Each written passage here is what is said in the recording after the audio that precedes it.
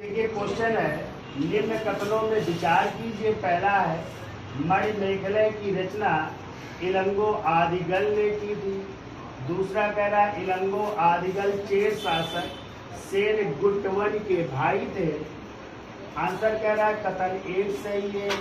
B answer कह रहा है कथन 2 सही है। सी कह रहा है दोनों सही है और डी कह रहा है दोनों गलत है।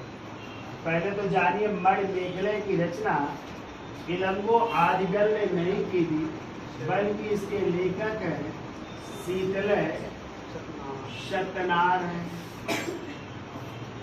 कौन है? शीतलय सत्यनार है। ठीक है, पहला क्या हो गया? गलत हो गया।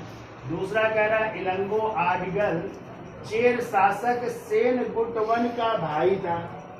तो आपको पता है इलंगो आदिगल चेर शासक गुट्टवन के क्या थे? भाई थे। ठीक है, और इन्होंने एक किताब लिखी थी जिसका नाम है शिल्पाधिकारम। कौन सी किताब लिखी थी? और इसी शिल्पाधिकारम में किसकी कहानी है? एक व्यापारी के पुत्र जिनका नाम था कोवलन। ठीक है, और उन्हीं की पत्नी का नाम था कर्णगी। क्या नाम था? कर्णगी। ये कथा है। लेकिन इन दोनों के बीच एक तीसरी महिला का आगमन होता है जो कि एक वेश्या थी जिसका नाम था माधवी। ठीक है, और इसी माधवी से प्रेम करते हैं कौन? कोवलन। और इन्हीं माधवी से, इनके कोवलन और माधवी से एक बेटी पैदा होती है और उसी बेटी का नाम है मणिमेखले। क्या नाम है? मणिमेखले।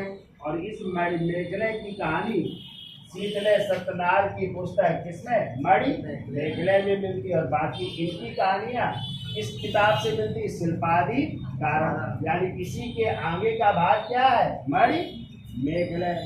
क्लियर? इसमें क्या हो जाएगा? केवल 2 सही है। ठीक है, और आपको पता है इन्हीं की स्मृति में पत्नी पूजा भी या कणगी पूजा भी शुरू की गई थी। ठीक है, पूछा जाए किसके नाम पे पत्नी पूजा शुरू, तो इन्हीं के उपलक्ष्य में। ठीक है, ये भी आपको याद रखना।